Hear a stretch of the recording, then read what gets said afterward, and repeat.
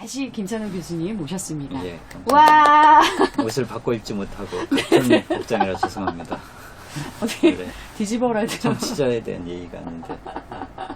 그러게요. 예, 점퍼 입고 벗고 예, 막 예, 이렇게는 그래야지. 할 텐데 괜찮아요. 너무 추워요. 네, 좋습니다. 이제 두 번째 이제 시간에 이어서요. 나의 주인이 되려면 어떻게 할 것인가 이 이제 주제를 가지고 좀 이어가도록 하겠습니다. 교수님 어떻게 생각하세요? 나의 주인이 되려면 어떻게 할 것 같으세요? 내가 주인이 되지 못하는 상황들이 뭘까를 먼저 생각해 보죠. 네, 무엇이 나를 노예로 만들까? 네. 무엇이?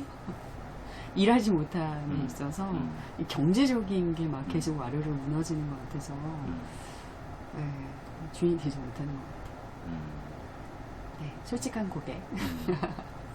평생에 걸쳐서 네. 거기로부터 자유로울 수 있는 사람이 별로 없죠. 그러니까 한 번도 돈 걱정 안 하고 살았다. 예전에 어떤 사람이 그런 얘기 했는데 자기는 두 가지 걱정 안 해봤대. 돈 걱정하고 공부 걱정, 성적 걱정은 안 해봤대. 대박이네요. 근데 살면서 그래서 그때 든 생각이 그럼 걱정할 게 없지 않나 하는데 전혀 그게 아니에요. 보세요. 네. 건강 걱정이 있죠. 네. 자식 걱정일 수 있죠. 네. 그 다음에 그런 게 다 예를 들어 돈 있고 네. 그 다음에 뭐 나름대로 사회적 성취 다 하고 그래도 작년에 제 친구가 자살했는데 그 친구는 돈도 엄청나게 많고 그 다음에 평생에 걸쳐서 학교 다닐 때부터 1등을 놓친 적이 없는 친구예요. 우와. 단 한 번도. 누가 봐도 객관적으로 최고를 달려왔어요. 네. 한 번도 실패한 적이 없어요. 엄청 부러워하셨겠어요. 그렇죠. 제가 네.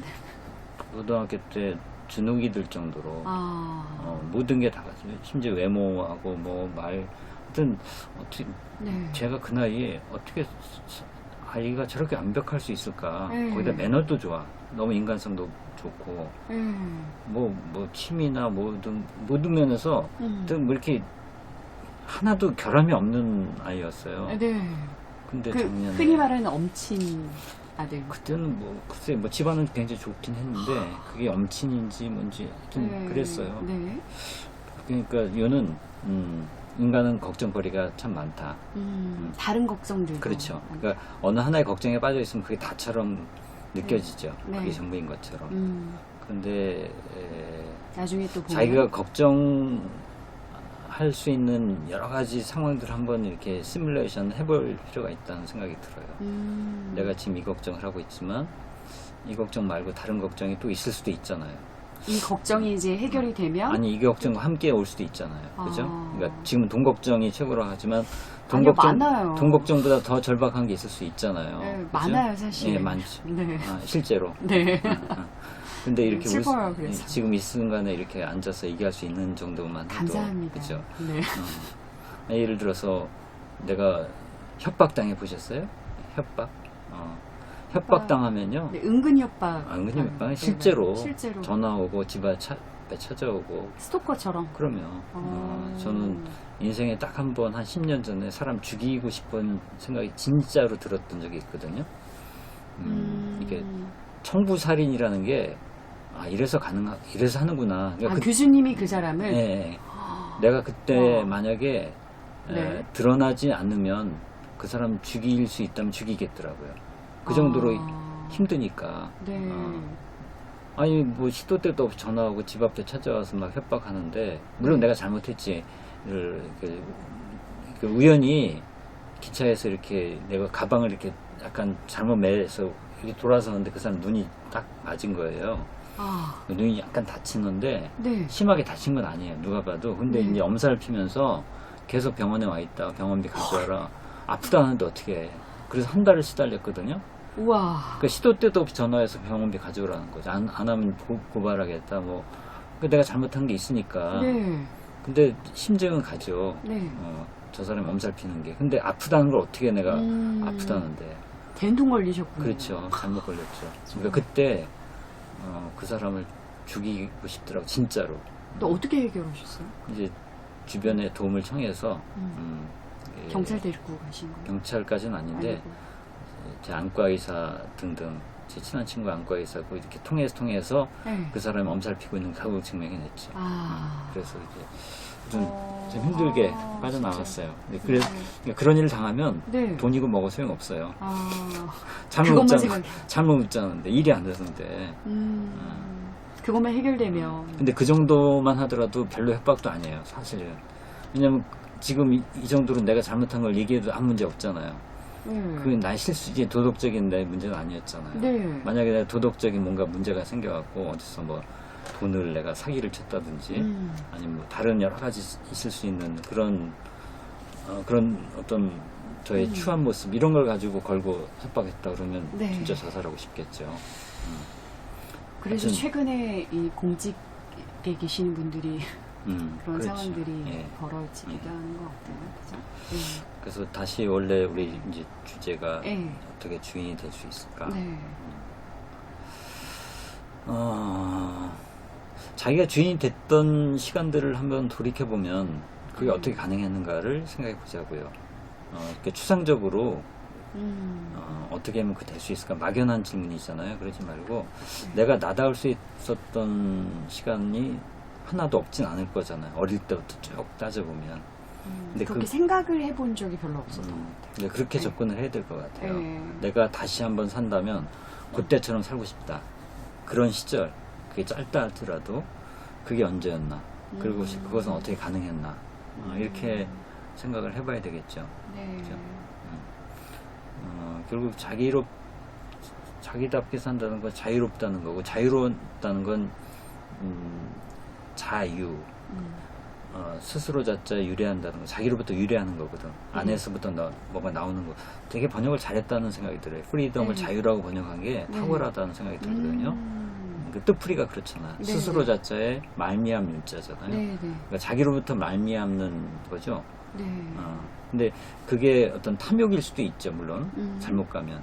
근데 그 탐욕은 참 묘해서 욕망은 상당히 적극적이고 주도적인 것 같지만 그것에 노예가 되잖아요. 문제는. 그러니까 자유와 탐욕은 좀 어떤 느낌이냐면 탐욕은 타인이 결부되어 있는 것 같고요. 타인이 자유는- 아니라도 예를 들어 마약 중독 같은 건 타인이 아니죠. 그게 그죠? 탐욕이라고 말할 수 있을까요?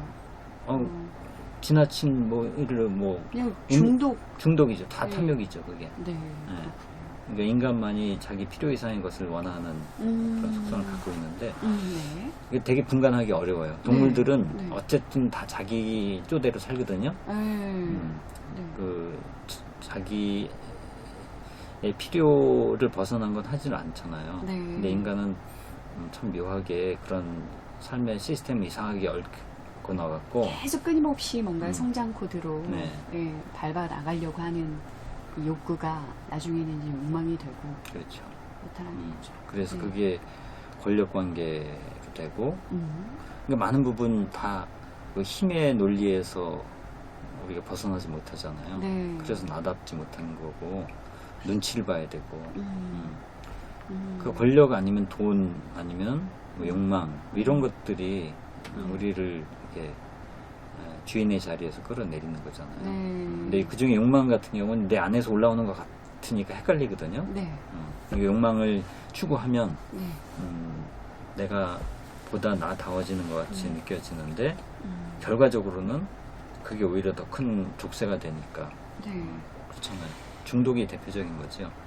그렇죠. 그러니까 중독 자체가 사실 이제 내가 의지하고자 하는 부분인 거잖아요. 의존이죠. 예, 의존. 그렇다고 하면 저는 좀 궁금한 게 교수님은 인생을 살아가면서 어떨 때 가장 나다운 주인이셨는지 좀 궁금하거든요. 저는 사실 방금 이렇게 질문을 주셨을 때 딱히 잘 기억나지 않아요. 그러니까 뭔가 창조할 때라고 생각이 들어요. 그러니까 내가 시간을 창조하고 있을 때 가장 자유롭거든요. 네. 근데 강의나 글쓰기는 그 중에 하나이죠. 네. 예술도 그러하고 놀이도 그렇고 축제도 마찬가지고. 근데 욕망은 그런 창조가 되기에는 너무 이렇게 소모적이고 탕진하는 그러니까 생명의 힘을 고갈시키는 쪽으로 가면 그건 창조가 아니거든요. 네. 그러니까 오히려 생명을 북돋아야지 그 창조인데 네. 지금 우리의 문화는 그렇게 박탈하는 서로를 박탈하는 쪽으로 많이 몰고 가잖아요. 네. 네. 과시하고 기죽이고 그렇죠. 우리나라는 더 특히 학연, 지연 네. 예, 이런 것들이 워낙 잘 되어 있어서. 그러니까 어릴 때부터 인정을 못 받고 대부분 자라는 말이에요. 아, 그래서 그 인정 받지 못한 그 결핍을 평생에 걸쳐서 계속 이제 이상한 방식으로 메고 가고 네. 저 역시도 뭐 그 점에서 자유롭지 못하죠. 누구나. 뭐 당연히 이 문화 속에서 그좀 컸고 굉장히 완벽하게 보이시는 게 당연히 아니죠. 전혀 당연히 아니죠. 어느 네. 부분에서는 예를 들어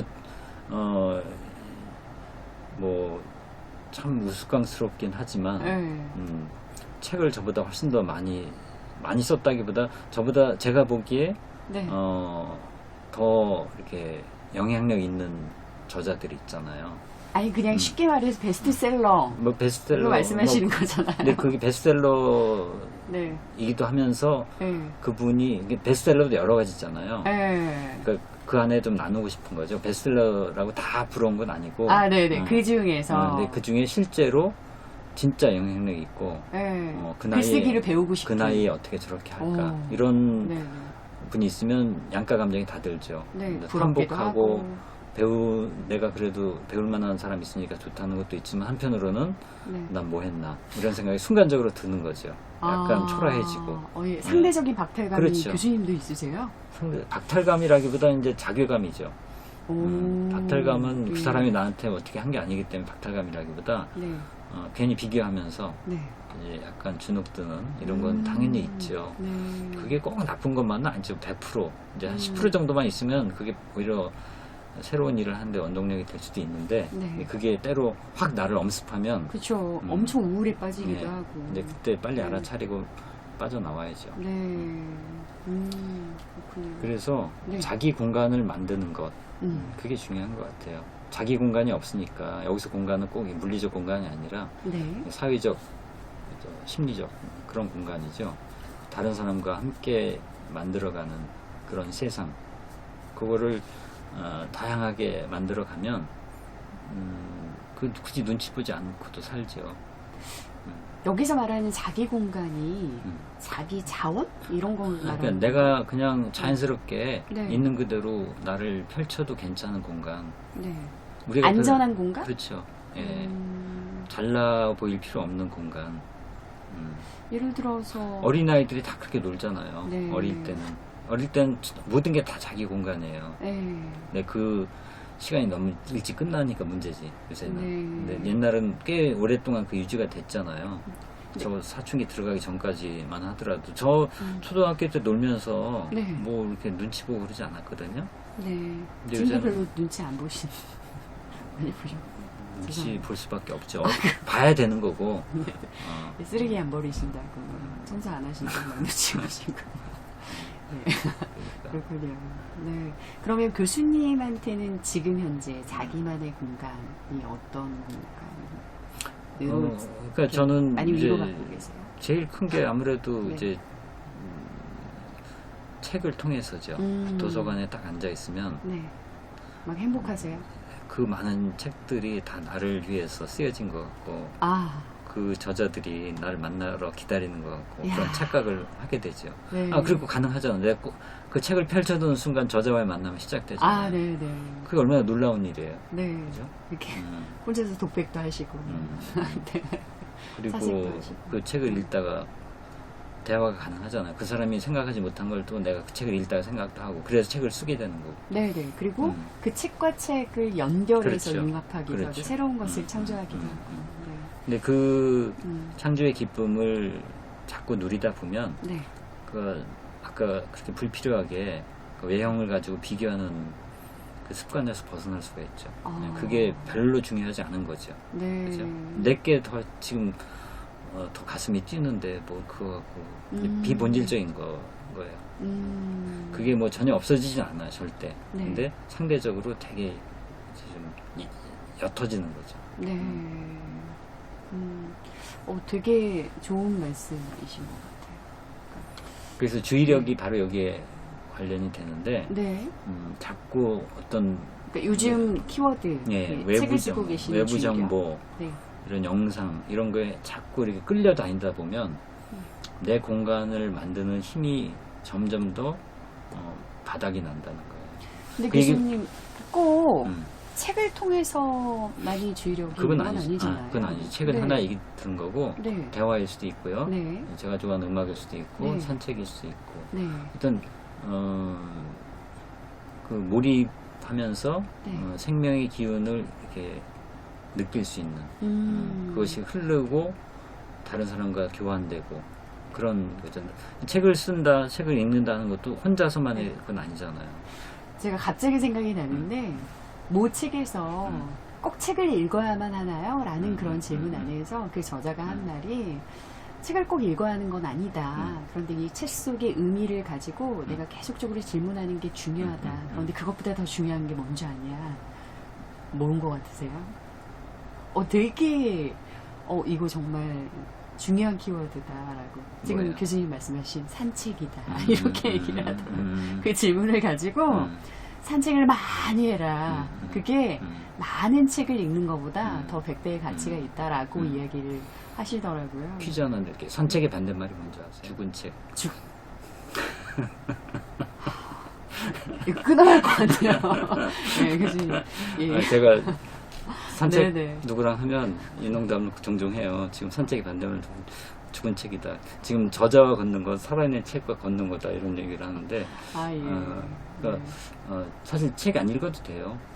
옛날에 책 하나 글자 하나 못 읽으면서도 굉장히 놀라운 네, 정신 맞습니다. 세계를 유지하는 사람 많거든요. 네네. 그죠. 문맹인데 네네. 예, 몇몇 인도에도 뭐 환경운동 맞아. 했던 사람도 있고요. 네. 옛날 불교의 어떤 인도의 위대한 왕도 있고요. 네. 선천적 문맹이에요. 사실 우리 성경에도 예수님께서도 딱히 뭐 이렇게 공부하신 분 아니신 그렇죠. 것 같은데 네. 대단한 분이신 거잖아요. 오히려 글을 안 읽었기 때문에 네. 더 많은 것을 이제 스스로 이렇게 만들어 갔던 건지도 모르죠. 그러니까 균형이 중요한 것 같아요. 책만 읽는 것도 안 되고 네. 책을 전혀 안 읽는 것. 물론 그렇게 책 하나 안 읽고도 그런 세계에 도달하는 사람도 있긴 한데 네. 대부분은 네. 그 중간 어디쯤일 것 같아요. 근데 음. 우리는 지금 균형이 깨진 거라는 거죠. 네. 그러니까 자기 안에 네. 생각의 이 부피를 키워가지 않고 그러니까 네. 자기 세계를 만들지 않은 채 계속 이 정보에만 정보 쓰레기, 쓰레기 정보와 같은 지식. 거. 그러니까 지금 전 데이터, 정보, 지식, 지혜 이렇게 네 가지로 흔히 나누는데 네네, 맞아요. 데이터가 가장 빠르게 늘고 있고 네. 네, 그게 정보가 되지 그다음에 않고. 그래서 정보가 가장 우리가 이제 데이터는 우리 직접 접하지 못하죠. 네, 어디선가 가공이 될 네. 뿐이지. 그러니까 제일 우리가 많이 접하는 게 정보예요. 네. 대부분. 지식도 아니라고. 네. 지식도 어마어마하게 쏟아지는데 그 지식은 우리가 감히 감당이 안 되니까 지식은 거의 외면하고 살아요. 네. 그러니까 대부분 정보의 바다에 이렇게 지금 홍수에서 막 헤엄쳐 나오지 그죠. 못하는 그런 그런 거죠. 상황에서 그러니까 이게 지식이 되지도 않고 그 지식도 안 되는 거죠. 네. 그러니까 더구나 지혜로까지 물론 지식이 있어야 지혜가 되는 건 아니지만 네. 지적인 훈련이 돼야지 그러니까 지식을 다룰 수 있고 지혜에 이를 수 있다. 그러니까 어떤 한 핵심어로서도 끊임없이 이것을 재해석하고 그렇죠. 네, 풍부하게 만드는 것. 그러니까 생각의 글자를 힘. 몰라도 음. 지적인 훈련은 다 하는 거죠. 어릴 때 자라나면서 글씨 배우기 전에 네. 사고가 자라나잖아요. 네. 자연스럽긴 하지만 네. 그렇다고 혼자 내비둔다고 되는 건 아니죠. 네. 네. 어른이 돼도 지적인 훈련은 계속 이루어져야 되는 거고 네. 동양에서는 특히 공자 사상은 평생에 걸쳐서 자기 완성을 해나가야 된다고 한 거잖아요. 네. 근데 지금 시대야말로 지적인 훈련이 정말 필요하거든요. 왜냐하면 정보가 너무 많고 음. 상황이 복잡하고 변화가 빠르기 때문에 네. 여기에서 내가 판단을 잘못하면 네. 엉뚱한 쪽으로 막 그냥 가버린단 말이에요. 그쵸. 예를 들어서 단순한 얘기를 들어보고 직장을 많이 바꿔요. 요즘 그죠? 네. 바꿔야 되겠죠. 근데 바꿀 때 이게 제대로 된 판단인가 아닌 경우 너무 많아요. 그냥 아주 몇 가지 그 드러난 요인들 그게 다라고 생각해서 딱 바꿨는데 전직이든 아니면 뭐 전업이든 간에 그 시행착오가 대단히 많거든요. 지금 직장에 들어가서 1년 안에 퇴사하는 게 30% 가까이 되거든요. 젊은이들이.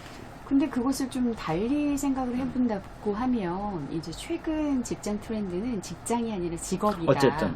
그러니까 업으로 생각하기 네. 때문에 그거를 끊임없이 그 커리어를 쌓는 거다라는 차원도 되지 않을까요? 그렇게 되면 좋은데, 네. 아니. 그러니까 직업이라 해도 마찬가지예요. 내가 어떤 직업을 네.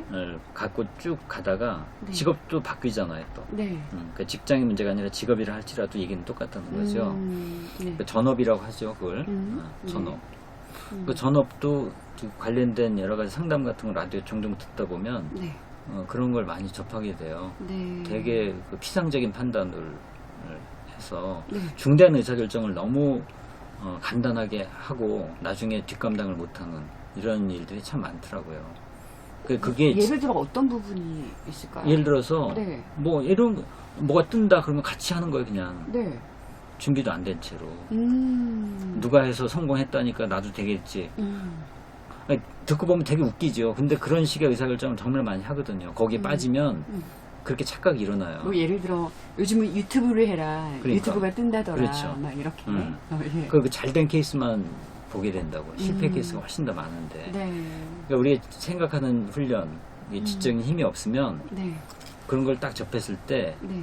찬찬히 더 짚어볼 거예요. 네. 객관적으로. 네. 객관적으로 내가 지금 빠뜨리고 있는 게 없나? 못 본 게 없나? 그다음에 나의 상황도 네. 저 사람은 되지만 나는 지금 안 될 수도 있다는 그런 여러 가지 것을 참 두루 살피면서 신중하게 결정을 해야 되는데 뭐 귀농 귀촌도 마찬가지고 인생에 많은 전환점들이 있는데 네. 거기서 제대로 이제 커브를 못 트는 거죠. 급 커브를 틀고 네. 막 갓길로 빠져버리고 네. 충돌하고 이런 일들이 벌어지는 것도 옛날보다 훨씬 더 지금은 그래서 스스로 생각하고 그 판단에 책임져야 될 상황들이 많단 말이에요. 맞아요. 제가 최근에 또 읽었던 책이 예전에는 우리 전화번호 잘 외웠잖아요. 네. 근데 요즘은 디지털 치매다라고 해서 근데 이런 순간 기억력도 그런 거는 뭐 순간 기억력은 디지털에 맡겨도 상관이 없죠. 그건 단순한 작업 기능에 불과하니까. 그래도 좀 씁쓸하더라고요. 저는. 네. 나도 치매인가? 막 이런 생각이 들어가지고. 그러니까 진짜 치매는 그런 네. 단순 기억력보다도 네. 그 판단력이 떨어지는 거 그런 걸 거예요. 네. 그러니까 우리 일상에서 지금 현대 사회에서 살아가는 데 있어서 사람들이 저를 포함해서 좀 이 스마트폰 시대에 좀 판단력이 많이 떨어지는 그런 상황들이 좀 걱정이 뭔가 되시기도 놓치는 게 하고. 많다는 말이에요. 네, 놓치는 게. 굉장히 저도 요새 많아요. 내가 나이 들었구나 하는 게 어제도 네. 아침 하다가 뭐 그릇 깨먹었거든요. 이게 논다고 놨는데 네. 구석에 놓은 거예요. 그래서 네. 떨어져 갖고 네. 막 너무 자책하지 마십시오. 아니 이게 나이 들면 네. 젊을 때와 달리 순발력. 주의력이 떨어져요. 주의력이라고. 그렇죠. 네. 왜냐면 이걸 놀 때 잘 놔야 되는데 네. 여기에 밥 먹는 것에 신경 쓰다 그걸 놓친단 말이에요. 저는 10년 전부터 떨어뜨렸습니다. 나이 들면 더 많아진다는 거죠. 뭐 운전할 때도 고령자들이 위험한 게 시야가 좁아진단 말이에요. 젊을 때 네. 이렇게 넓었다가 이게 네. 점점 좁아져요. 그러면 사각지대가 생기죠. 네. 저도 마찬가지예요. 지금 이게 봤으면 안 떨어뜨렸을 거예요. 근데 이렇게 보면서 이쪽을 옆으로 보는데 약간의 정보의 착오가 일어난 거죠. 근데 노화의 이제 한 증세거든요. 네. 이게 심해지면 이제 정말 큰 사고가 날 수도 있는 네, 거잖아요. 운전하면 안 되는. 운전뿐 상황이고. 아니라 뭐 가스 집안에서 가스불 네. 켜놓고 뭐 등등 그런 네. 게 또 생길 수가 있고 네. 그런 건데 그런 것처럼 인지 기능에서 문제가 생기는 게 노화하고 그게 더 심해지면 치매고 그렇잖아요. 네. 근데 그 인지 기능이 자연스러운 노화에서 오는 거면 어쩔 수 없는데 네. 우리가 이렇게 생활 습관. 몸도 네. 자연스럽게 그냥 근육이 퇴화가는 것도 있지만 내가 잘 관리 안 해서 네. 나이보다 훨씬 더 일찍 몸이 노쇠해지는 것처럼 맞아요. 지적 기능도 똑같다는 거예요. 네. 그러니까 자연스럽게 노화가 아니라 네. 그냥 내가 방치할 뿐 아니라 너무 혹사시키는 거죠. 그러니까 우리 몸은 혹사하면 금방 피곤함을 느껴요. 네. 쉬어야지 하는데 뇌는 그런 기능이 없거든요. 네. 그래서 혹사해도 혹사당한지 몰라요. 계속 돌아간다라는 거죠. 계속 그래서 네. 검색하잖아요. 네. 그러고 나서 한참 있다가 알게 되죠. 지쳐 있다는 걸 그때서야. 몸이. 뭐 그쵸 몸의 뇌가 몸 네. 같은 거지만 네. 그러니까 지금 우리가 요를 짧게 말씀드리면 네. 이 우리 세상이 개인한테 요구하는 게 너무 많아요. 네. 우리 다 알아서 해야 되거든요. 하다못해 네. 어디 가서 주문하는 것도 다 혼자서 하잖아요, 이제는. 네. 그러니까 모든 걸 다 개인한테 일인 맡겨놨다고요. 식당. 어. 예. 점점 더 혼자 다 해야 돼. 스마트폰 혼자 해야 돼. 운전도 혼자 다 혼자 해야 되는데 네. 세상 훨씬 더 복잡해졌어요. 네. 그 이게 뭐냐면 처리해야 될 정보와 판단해야 될 의사결정이 너무 많아요. 그러니까 내가 감당할 수 없는 수준이 왔다고요. 근데 그럴수록 이걸 잘 분별하고 쳐낼 걸 쳐내고 정확한 핵심을 짚고 가야 되는데 네. 이 분별력이 지금 없고 우선순위가 헷갈리고 이러니까 네. 정작 지금 예를 들어서 가족이 나한테 지금 중요한 SOS 신호를 보냈어. 근데 그걸 놓친단 말이야. 근데 네. 그렇게 틀리는 거는 큰 문제가 아닐 수도 있어요. 네. 안전사고가 아주 막 심각한 게 아니라면. 근데 인간관계에서 네. 그 친구가 보낸 정말 중요한 사인이 있었어요. 네. 근데 그걸 놓쳐. 나중에 보니까 자살했어. 이런 일이 참 많거든요. 네. 그러니까 주의력이 이런 거라는 거예요. 네. 극단적으로는. 네. 그러면 교수님 말씀하신 이 분별력, 음. 순발력과 주의력은 어떻게 다른가요? 모든 또 다 연결되죠. 운동선수한테 요구되는 게 집중력, 순발력 이런 지구력, 거죠. 이런 네, 거. 다 그런 건데 네. 주의력이 토대가 되지 않으면 그 다른 능력들은 발휘가 안 되죠. 네. 그 집중력하고 주의력은 약간 다른데 네. 집중력은 주의력을 지속하는 힘이라고도 볼 수 있고요. 네. 그러니까 주의력은 오히려 집중력이 너무 세면 주의력이 떨어질 수가 있어요. 그것만 보니까 다른 걸 놓치잖아요. 민감성은 좀 다른. 다르죠. 뭐 연결이 될 수도 있는데 네. 예, 그 주의력은 이렇다고 얘기하죠. 내 책 보는데 옆에서 뭐가 끓어 냄새가 나. 근데 놓친단 말이에요. 네.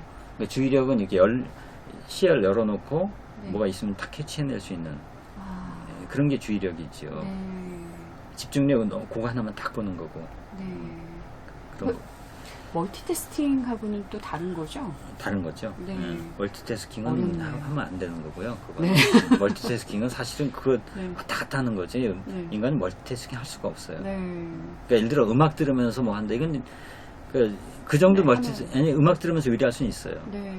근데 음악을 동시에 두 개 못 듣죠. 네. 그러니까 뇌에도 여러 가지 기능이 있는데 네. 걸으면서 대화할 수 있잖아요. 그러니까 걷는 것하고 대화하는 거 아무런 중첩이 안 되거든요. 네. 그런 멀티태스킹은 좋죠. 저도 네. 청소하면서 뭐 팟캐스트 듣고 뭐 굉장히 그렇게 하는데 그런 멀티태스킹이 괜찮은데 네. 똑같이 지적 기능을 요구하는 것을 한다. 이건 문제가 있는 거죠.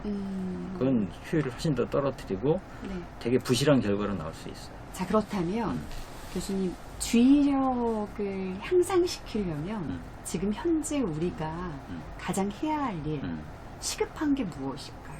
마음의 고요함을 자주 느끼고 네, 고요함이요. 외로움과 좀 다른 다르죠. 거죠. 스테일리스라고 하죠. 네, 그런 스테일리스. 책도 나와 있고 네. 고요함이라는 건 단순히 조용함이 아니죠. 소리가 없다고 고요한 게 아니라 마음이 평온하고 잔잔해야 되잖아요. 그런데 요 근래에 상황에서는 고요할 수가 없는데 어떻게 할까요? 고요할 수 있는데 하면 누구나 하죠. 네. 할 수 없는데도 해야죠. 그걸 어떻게 하면 좋을까요? 교수님만 아시지 마시고 좀 가르쳐 주시죠. 이거 다 나와 있는 얘기고 예, 네. 그냥 일단 요동이 치면 그걸 바라보는 거죠. 그 다음에 시간이 지나면서 그걸 억지로 잠재우려고 그러면 됩니까? 안 되죠. 화가 나고 뭐 저도 이렇게 많이 여기서 그럴듯하게 하지만 누가 네. 뭐라 그러면 확 치밀어 오르고 잠 못 자고 하죠. 지금도 살짝 좀 힘드시고. 네. 감정이 문제인데 대부분 네. 돈 문제도 다 감정이고 그렇잖아요. 네. 그 감정을 어떻게 다룰 것인가. 네. 그 문제 평생 그게 가장 어렵고 네. 삶의 핵심이라는 생각이 들어요. 네. 거기서 이제 착오가 일어나니까 네.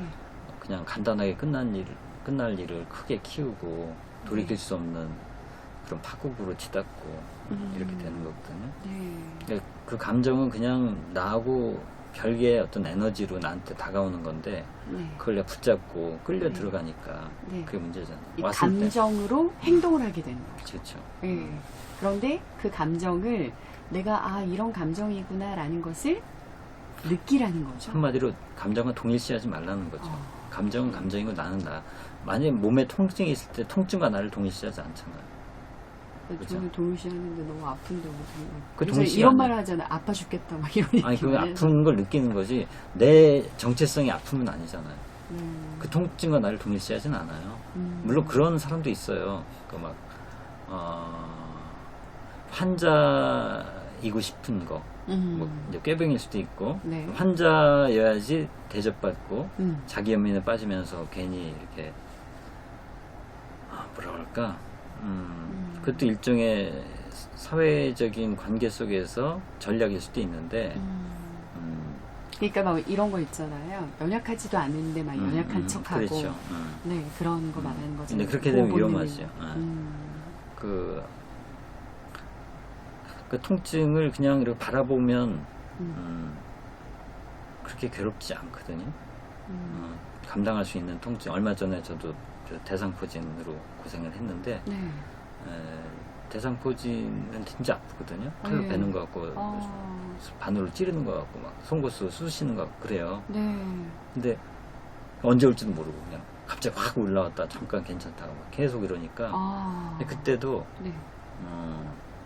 그냥 이게 어떤 훈련이다 연습이다 이렇게 생각을 하는 거죠. 언젠가 이거보다 더 큰 통증이 나한테 올 수도 있는데 네. 뭐 나이가 들수록 그런 일이 많겠죠. 뭐 예행 연습이다 백신 맞는다 이렇게 생각하고 오면 지금 오는 함체 대로 기르고 있다. 그렇죠. 막 이런 이제 식으로. 깨어있는 연습 아. 그 아픔에 끌려 들어가지 않도록 네. 괜히 그것에서 막 그 상상하고 이상한 이렇게 되면 힘들어지거든요. 나 잠못 자고. 이러다가 나 이러다가 계속 밤새는 거 아니야? 막 이런 식으로. 그렇죠. 이러다가 근데 나 그게 이거 못하는 거 아니야? 병명이 막 이런 모를 식으로. 때는 더구나 막 굉장히 두려워요. 그렇죠. 네. 어떤 병인지 모르니까 맞아요. 무서워서. 네. 제가 사실 이제 큰 아이를 임신했을 때 갑자기 열이 나기 시작했고요. 그리고 이 호흡곤란이 일어났었거든요. 근데 그 전에 제가 충수염을 수술을 해서 임신한 채 그러다가 이제 이 호흡곤란이 오고 열이 나기 시작하는데 이게 아이가 있으니까 이분들이 계속 이제 뭐 그 피 검사하고 뭐 이것저것 하는데 CT 촬영을 할 수가 없으니 계속 다른 우회적으로 하는데 이 변명을 못 찾는 거예요. 그때 한 2, 3일 동안 변명을 못 찾는데 제가 중환자실에 있었거든요. 극도의 공포, 불안. 이게 그래서 변명 자체가 굉장히 큰 처방전이구나 라는 걸 알게 됐거든요. 이렇게 지금 건강하게 지금 똑같다고 봐요. 맞아요. 그러니까 어떤 감정도 마찬가지인데 네, 어떤 실체를 알면 네, 아무것도 아닌데. 그러니까 그 이상 이렇게 확장하진 않잖아요. 네. 내가 괜히 엉뚱한 상상하고 그러지 않는데 네, 어떤 감정이 확 올라오면 그 감정에서 더 내가 플러스 알파를 해버려요. 그러니까 두려움이 올 수 있죠. 네, 근데 그 두려움을 더 증폭시켜요, 내 안에서. 네, 그런 게 많거든요. 네, 그 두려움이 왔구나. 네, 그냥 이렇게 그냥 견디는 거죠. 네. 근데 교수님 이거에 조금 연장해서 잠깐 좀 말씀을 드릴게요. 오늘 이제 강의를 이제 하는 데 있어서 제가 그 어떤 감각에 대한 민감성을 좀 가져야 한다. 그래서 five sense, 우리 뭐 미각, 시각, 후각 이런 것들이 나와의 감각과 타인과의 감각이 달라서 굉장히 이것 때문에 트러블 나는 게 있지 않냐. 그래서 그걸 한번 인식해보자. 라는 시간을 좀 가졌거든요. 어떤 사람의 이 냄새, 그래서 머리 안 감으면 그 옆에 오지도 못하게 하는 그런 분들이 있잖아요. 그러니까 저마다 다 다를 것이다. 그래서 한번 이야기 한번 나눠보시면 좋을 것 같다라고 했는데 우리가 특정하게 좀 감각이 예민한 사람이 있는데 감정에 따라서 이랬다 저랬다 하는 그 우리가 흔히 말해서 이거를 조울이라고 얘기할 수도 있겠지만 이런 상황들이 있는 분들한테 우리가 좀 도와줄 어떤 처방전은 아니지만 어떤 메시지를 전달하면 의미가 있을까요? 그러니까 감정이라는 게 예. 흔히 그렇게 비유하잖아요. 그 어떤 버튼이다. 그러니까 누가 나를 화나게 했을 때 진짜 그게 화가 나서 나는 건지 내 안에 화가 날 준비가 돼 있는데 그 사람이 건드린 건지 네. 후자가 훨씬 더 많거든요. 네. 그래서 제가 어떤 분이 그런 얘기 하더라고요. 자기 남편이 뭐 이렇게 집안에서 별것도 아닌 거뭐 고쳐주고 되게 잘난 척하는 잘했지 이러면 막 죽이고 싶도록 밉다는 거예요. 네. 누가 봐도 그거 귀엽게 넘어갈 수 있는데 왜 이렇게 죽이고 싶도록 밀까 했더니 이렇게 상담하는 과정에서 어릴 때 자기 오빠가 친오빠가 아유, 그렇게 막 자기 골려먹고 그러니까 이렇게 비슷한 거죠. 잘난 남편에게서 어릴 때 그 오빠의 미운 모습이 확 느껴진 거잖아요. 네. 그런 것처럼 이 시대에서. 자기 핵심 감정이 있단 말이에요. 누구나 핵심 감정이 있는데 저는 핵심 감정이 두려움 같아요. 어떤 사람은 교수님은 예, 어떤 사람은 이제 분노가 정말 많고 근데 분노는 껍데기 속으로는 더 핵심 감정이 많죠. 파야하는 거죠. 그러니까 핵심 감정을 잘 분별해야 되는데 대부분 분노로 포장되어 있는 경우 많아요. 수치심이거나 네. 뭐 두려움이거나 외로움이거나 네. 이게 외로움을 분노로 포장하고 이런 경우 네. 대부분 많거든요. 네. 근데 그것을 어떤 상황에서 누가 건드리냐에 따라서 확 폭발하기도 하고 네. 그냥 잠자고 있기도 하고 네. 그런 것 같아요. 음. 그러니까 그렇게 상황에 따라 자기가 민감하게 반응하는 것을 그렇게 바라봐야 되겠죠. 네. 좀 복귀해 볼 필요가 있다는 생각이 들어요. 그러면 다시 질문 드리고 싶은데 음. 핵심 감정을 찾으려면 어떻게 해요? 핵심 감정을 찾는 한 가지 방법은 네. 자기의 최초의 기억을 더듬어 보면 한 가지 단서가 된다고 하거든요. 최초의 기억? 가장 오래된 기억. 오래된 기억. 자기 인생에서 가장 오래된 기억 있잖아. 가장 어린 시절. 우리 시절. 몇 살 때 기억. 한 살? 하여튼 그 실제이든 아니든 상관없어요. 내가 그렇게 기억하고 있다는 게 중요해요. 객관적인 건 상관이 없습니다. 갑자기 떠오르는 건데요.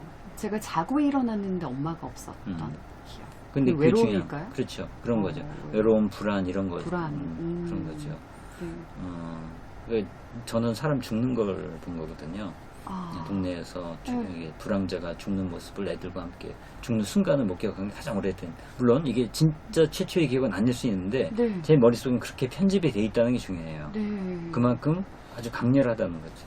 네. 그러니까 죽음에 대한 공포 이런 게 아주 어린 시절에 일찍 박혀 들어온 것 네. 이런 거죠. 네. 이런 식으로 핵심은 그게 다는 아닌데 네. 그런 식으로 이렇게 여러 가지 접근을 해볼 수가 있고 네. 그 다음에 뭐 자기가 가장 많이 느끼는 네. 힘든 감정이 뭘까? 네. 그 빈도를 좀 더듬어 보면 그게 핵심 감정일 가능성이 많죠. 그러니까 가장 오래된 추억? 기억? 기억과 추억은 아니고 기억. 네, 추억일 수도 기억과- 있는데 기억. 예, 그렇죠. 그리고 두 번째는 그 빈도수에 네. 대한 부분을 한번 근데 점검해 그게 볼까요? 일시적 상황이 아니라 평생에 걸쳐서 네. 뭐 그때그때 다를 수는 있잖아요. 아, 근데 되게 괴로울 것 같아요. 핵심 감정을 이제 찾아내려면 네. 이게 그러니까 좋은 감정은 아닐 것 그렇죠. 같아서. 좋은 감정이 아닌 사람 대부분이죠. 네. 왜냐면 우리 역사를 돌아보면 네. 사람이 사람답게 살 수 있도록 한 때가 거의 없거든요. 네. 뭐 20세기도 다 전쟁의 연속이고 한국만 그랬나요? 뭐 어느 나라든 다 비극의 연속이었잖아요. 네. 그러니까 인간이 제정신으로 살 수가 없어요. 네. 그게 우리의 운명이라고 일단 받아들여야 된다. 네. 전제를 바꿔야 된다고 생각이 들어요. 네. 좋습니다. 오늘 정말 교수님과 함께한 이 오디오 클립이 정말 소중한 시간인 것 같다라는 그런 생각이 들어서 정말 많은 이야기가 나온 것 같아요. 그래서 우리가 이제 스마트폰 시대에 이 정보가 끊임없이 나오는 그 홍수 같은 그런 시대에 우리가 이 지혜를 통찰할 수 있는 것들이 무엇일지에 대한 것들을 좀 하나하나 짚어보는 그런 시간이 아니었나라는 그런 생각이 듭니다. 교수님 너무 감사드리고요. 다음번에도 한번 네, 이렇게 양다리를 이렇게 링킹을 걸어놔야지, 연결을 해야지, 네, 아마 이제 조회수가 네. 많이 이제 한 500회 이상, 1000회 이상 되면 교수님 한 번 더 출연해 주시는 걸로 하고요. 이 책은 언제쯤 나올까요? 글쎄요, 빠르면 내년 여름 네. 전에. 그래요? 네. 그러면. 보통 제 지금까지 거는 딱 마음 먹고서 3년 정도 걸려요. 보통. 예. 네. 그런데 네. 지금 아주 빨리 잡은 건데 그래야지 겨우 3년에 나올까 말까 해요. 예. 일부러 그렇게 잡으시는 왜냐면 책이 내 나름 원고 딱 쪽 내고 나서 1년이 훨씬 더 걸리거든요. 이런 거 다 쓰고 나서도 네. 거기서부터 계속 이제 편집하고 고치고 이게 가지치기 하고. 한 4분의 1은 덜어내고 또 바꾸고 하니까. 네. 근데 아직 그걸 지금은 어느 정도 다 이렇게 내용이 돼 있으니까 그러니까 문제는 시간이에요. 온전히 딱 집필에 몰두할 수 있는 시간이 잘 안 나니까 네. 오늘 같이 이렇게 또 나오라고 지금 이제 못 쓰는 거지 이런 시간을. 네, 지금 자발적으로 나오신 걸로. 네, 맞아요. 또 이 시간이 또 이제 고민거리를 만들게 하셔서 책이 되지 네. 않을까, 훌륭한 책이 되지 않을까라는 네. 밑거름이다, 자양분이다라고 생각을 해주시고, 예, 너무 감사드리고요. 다음에는 저 좀 더 궁금한 게 생겼거든요. 이렇게 교수님이 지금 책 집필하신 게 사실 모멸감, 유머니즘뿐만 아니라 뭐 돈의 인문학 굉장히 많은 유수의 그 정말 멋진 책들이 많이 나왔는데, 그리고 끊임없이 이제 책을 쓰실 예정이시잖아요. 요즘 젊은이들이 좀 하고 싶은 것 중에 버킷리스트 중에 하나가 책을 쓰는 부분인데 쉽지가 않아요. 저도 마찬가지거든요. 근데 전에 교수님이 그 얘기 하셨잖아요. 가장 쉽게 될 수 있는 직업 중에 하나가 작가이다라고 하는 것처럼, 그렇지만 되게 어려운 그렇죠. 부분이 아닐까라는 생각이 들어서 그건 다음에 쉽게라기보다 엄밀하게 해서 누구나 할 수 있는 누구에게나 열려 있는. 중이에요. 쉽게 아닙니다. 저 못 쓰고 있고, 네, 누구나 열려 있는 그 직업의 이 책을 쓰는 것에 교수님이 지금까지 해왔던 그 노하우를 좀 낱낱이 파헤치는 그런 시간을 좀 한번 가져보면 되게 의미 있지 않을까라는 그런 생각이 듭니다. 오늘 나와주셔서 진심으로 감사드리고요. 마지막으로 이제 한 말씀 마무리해 주시고. 제가 종로 여기에 많이 오가는데 이 건물이 있는 걸 몰랐어요. 예. 언제 생겼는지 모르지만 네. 이렇게 제가 좋아하는 동네, 옛날에 네. 종로 학원도 다니고 아, 그러시군요. 그때 좋은 일하고 학원 나서, 다니셨네요. 그래서 근데 또 하나의 추억을 오늘 여기서 만들 수 있어서 네. 즐거운 시간이었습니다. 네, 저도 오늘 정말 뜻깊은 시간 너무 감사드리고요. 예. 다음번에 또다시 모시는 걸로 하고 이제 이상으로 마무리하도록 하겠습니다. 자, 이상으로 선아의 공감사이였습니다. 고맙습니다. 네, 감사합니다. 네.